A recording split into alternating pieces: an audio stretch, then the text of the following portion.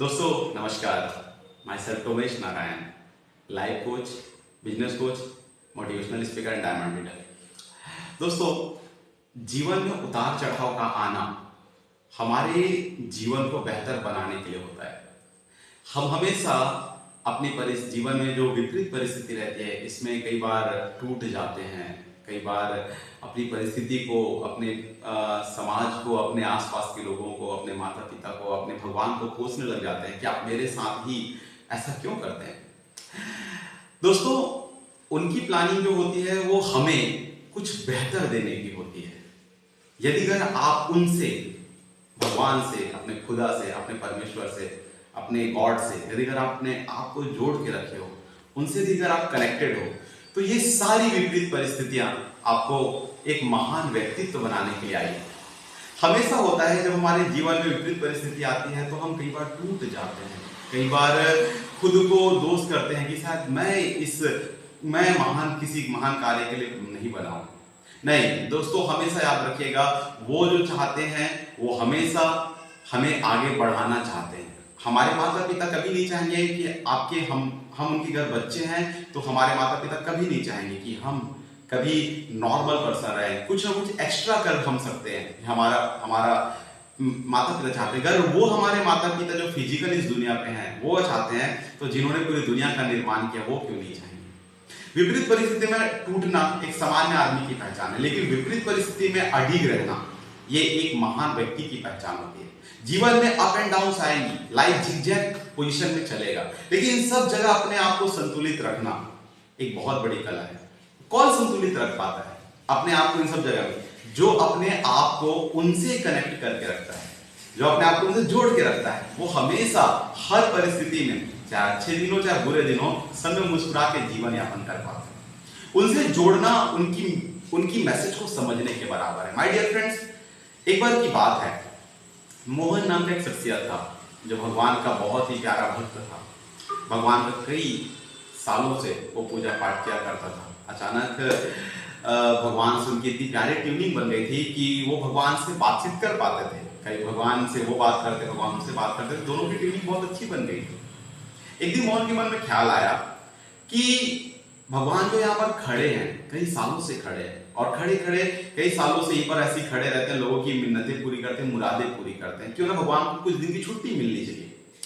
तो हुआ यूं कि उन्होंने भगवान से निवेदन किया। भगवान चूंकि उनसे बातचीत किया करते थे, एक अदृश्य रूप से उन दोनों के बीच में बातचीत होती थी, दोनों एक दूसरे को देखते थे, सुनते थे, समझते थे, बात करते थे। तो एक दिन मोहन प्रस्ताव लेकर गया, भगवान आप कई सालों से यहाँ पर खड़े हैं, तो एक काम कीजिए, आप कुछ दिन की छुट्टी ले लीजिए, आपकी जगह मैं खड़ा हो जाता हूँ।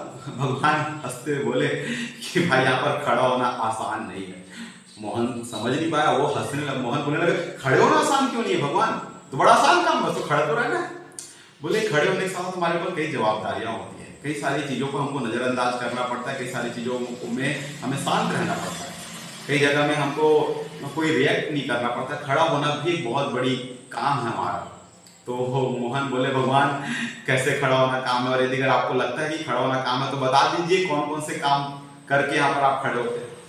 तो भगवान उनको बोले कि आप मुझसे छुट्टी की उम्मीद क्यों करते हो, मैं छुट्टी क्यों नहीं। तो उन्होंने बोले, बहुत दिन से खड़े, भगवान आप घूम के आ जाइए बाहर से, तब आपकी जगह मैं ले लेता हूँ। भगवान को उन्होंने कई बार मिन्नतें किया, तो अंततः भगवान तैयार हो गए, और तैयार होने के बाद एक बात बोले कि आप यदि अगर यहाँ पर खड़े होंगे तो मोहन जी, आप कोई भी कुछ भी आए, आपको इसी मुद्रा पे खड़ी रहनी है, कुछ बातें नहीं करनी है, किसी को कुछ गाइड नहीं करना है, कोई गाली दे तो भी शांत रहना है, कोई आपको थैंक यू बोले तो भी आपको शांत रहना है, कोई आपसे कुछ मिन्नतें करे तो भी आपको शांत रहना है। बोले ठीक है भगवान, लेकिन आप एक दो दिन की छुट्टी में चले जाइए, मैं आपकी जगह खड़ा हो जाता हूँ। और हुआ कुछ यूं, भगवान ने उनकी बात को मान्य करा, और भगवान उनको बोले कि आप मेरे रूप में आ जाइए, और एक दिन डेट डिसाइड हो, दोनों चले गए। भगवान मोहन भगवान बन गया, भगवान मोहन बन गया। मोहन के ऊपर भगवान विचरण करने के लिए बाहर निकले, और मोहन भगवान की मुद्रा लेकर खड़े हो गए।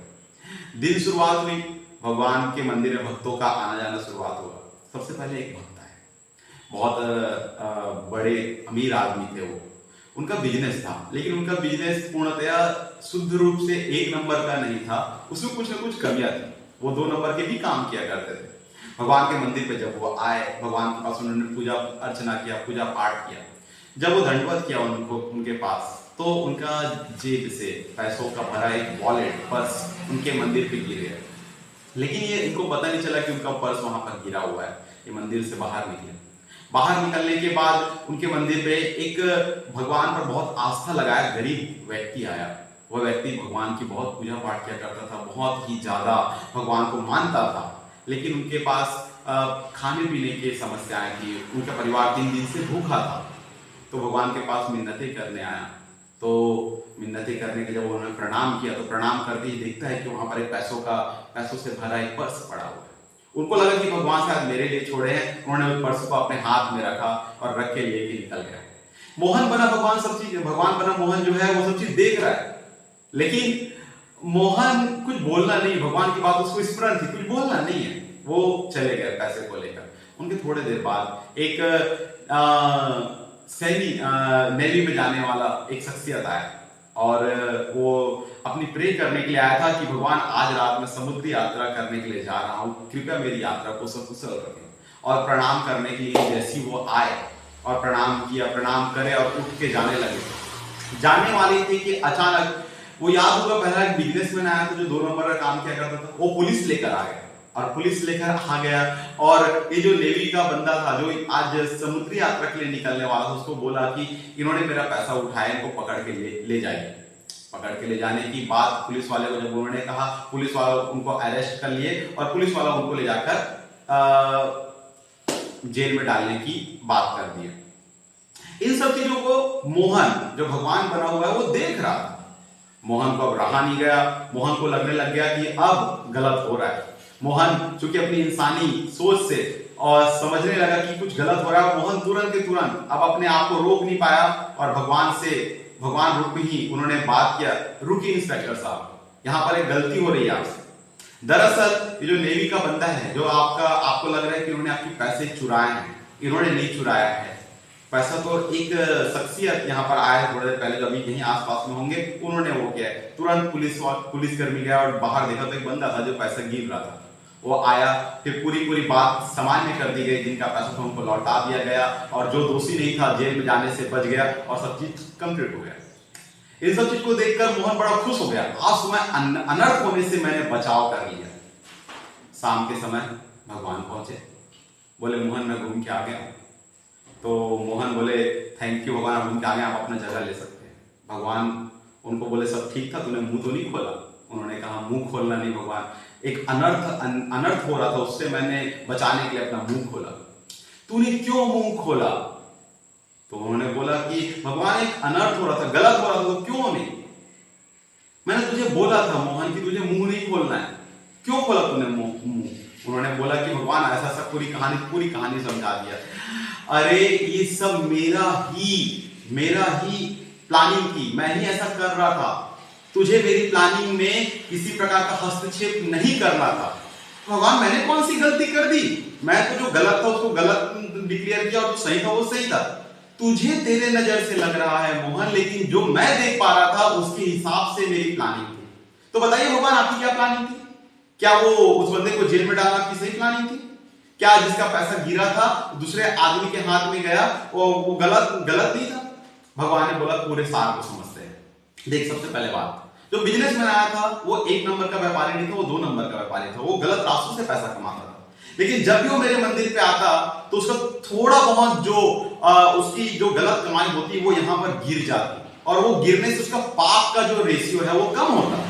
मतलब इनडायरेक्टली उसका पाप इसी पैसों के ऐसे गलत गिरने से उसका पाप थोड़ा कम होता। क्योंकि वो मुझ पर आस्था करता है, इसलिए उसका पाप कम करना भी मेरी ड्यूटी है। मतलब फिर मोहन बोले मतलब उसका पैसा इसलिए गिरा वो पाप कमा? बिल्कुल, मैंने इसीलिए किया। तो एक बात बताइए, वो जो बंदा को पैसा मिला वो मेरा बहुत प्यारा भक्त है, कई सालों से मेरा पूजा करता है, लेकिन उसके पास पूरी व्यवस्था नहीं होती। वो चूंकि गलत रास्ता अपनाना नहीं चाहता, इसलिए मैंने अनजाने में उसकी इस तरीके से मदद किया। ठीक है भगवान, आपने इसकी भी मदद कर दी, उसका पाप को भी आपने धो दिया। उस नेवी में जाने वाले शख्स की क्या गलती? अरे मूर्ख, तुझे यहां पर भी कुछ नहीं कहना था। वो जो नेवी में जाने वाला था वो आज जेल के अंदर जाता। आज समुद्र में भारी तूफान आने वाली है और तूफान के कारण उसकी नाव पलटने वाली है और वो बंदा मर जाएगा तूफान में। जो कि मुझ पर बहुत आस्था करता है, इसलिए वो जेल में जब जाता वो तूफान में जाने से बच जाता। इसलिए पूरी प्लानिंग। मोहन आश्चर्य में पड़ गया, मोहन सोच में पड़ गया कि मैंने कितनी बड़ी गलती कर दी। दोस्तों, पूरी कहानी को सुनने और समझने के बाद एक बात समझ आती है कि भगवान हमारे लिए कैसे प्लानिंग करते हैं। जब हमारे जीवन में कुछ अच्छाइयां चलती है तब तो हमें लगता है कि सब हमारे मेहनत के कारण हुआ है, और जब कुछ प्रॉब्लम आती है तो हम बहुत ब्लेम करने लग जाते हैं। आपको और हमको दोस्तों इस बात को समझना होगा कि कोई भी प्रॉब्लम अगर आई हमारे जीवन में तो हमें एक नया दिशा देने के लिए आई है। कुछ भी समस्या हमारे जीवन पे आई है तो ये समझ लीजिए कि उनकी मर्जी है, हमें कुछ बड़ा देने वाले हैं, हमारे जीवन में कुछ अनहोनी घटने वाली है। दोस्तों, मैं इस बिजनेस में डायमंड हूं, मैंने कई उतार चढ़ाव देखे, लेकिन मैं बहुत आभारी हूं इस बात को लेकर कि मैं थोड़ा बहुत अपने आप को उनसे कनेक्ट करके रख पाता हूं। मैं नेटवर्क इंडस्ट्री पे हूं, मेरा बिजनेस में कई बार अप डाउन आए, कई बार मेरा टीम कोलैप्स हुआ, कई बार मैंने जीरो से फिर बिजनेस स्टार्ट किया, कई बार ऐसी प्रॉब्लम्स आई कि अब ऐसा लगने लग गया कि अब शायद मेरा बिजनेस नहीं हो पाएगा। लेकिन उस समय मैंने हार नहीं माना, मैंने अपने आप को किया कि यदि अगर तूने मेरे लिए कुछ प्लानिंग किया होगा तो तू कभी गलत प्लानिंग नहीं करता, तू हमेशा बेहतरीन प्लानिंग करता है। और दोस्तों, यही नजरिया आज मुझे बहुत अच्छा जीवन दे रहा है। दोस्तों, ऐसे हमारे जीवन में कई उतार चढ़ाव आते हैं। कभी हमारा जॉब से हमको निकाला जाता है, हम बहुत दुखी हो जाते हैं, मेरे जॉब से मुझे क्यों निकाला गया। कभी मेरा बिजनेस अच्छा चल रहा होता है, बाजू में कॉम्पिटिटर आता है, वो बिजनेस चालू करते हैं, मेरा बिजनेस ठप होने लगता है, हमें लगता है ऐसा क्यों हो रहा है। कभी कभी हम किसी से बहुत मोहब्बत करते हैं, अपने बच्चे से बहुत प्यार करते हैं, अचानक वो हमें धोखा दे जाते हैं, वो लड़की के रूप में या बच्चे के रूप में। हमें लगता है कि हमारा बच्चे ने हमारी जो प्रेमिका है, हमारे प्रेमी है, उन्होंने हमें धोखा दे दिया, हम टूट जाते हैं। बिल्कुल नहीं, आप उनकी इशारे को समझिए, शायद कुछ गलत होने वाला है, इसलिए उन्होंने हमें वर्तमान में रोका है। यदि अगर आप उनके सिग्नल को समझ जाओगे तो आपके जीवन में बहुत बड़ा एक खुशी वाला दिन आ जाएगा। दोस्तों, हमेशा याद रखिएगा, वो कभी अपने बच्चे के साथ गलत नहीं करते, और हम उनके बच्चे हैं तो हमारे पेरेंट, उनको पूरा दिखता है, उनको पूरी तरीके समझ आती है कि हमारे जीवन में सही क्या होगा। हमें समझ नहीं आता, इसलिए हमें लगता है कि हमारा गलत हो रहा है। यदि अगर हम अपने आप को उनको समर्पित कर देंगे तो हमारा जीवन बहुत बेहतर होगा। दोस्तों, हर परिस्थिति में खुश रहिए, हर जगह अपने आप को साबित कीजिए कि आपने जीवन में कुछ बड़ा करना है, और हमेशा उनसे अपने आप को कनेक्ट करके रखिए। यदि अगर आपने उनसे कनेक्ट करके रखा है तो जीवन तो बहुत बेहतर होने वाली है। दोस्तों, इसी शुभकामनाओं के साथ आप हर परिस्थिति में अपने आप को उनसे जोड़ के रखें। मैं आप लोग के जीवन में बहुत तरक्की की शुभकामनाओं के साथ आप लोग आगे बढ़ने की विशेष देता हूँ। Thank you so much. Thank you.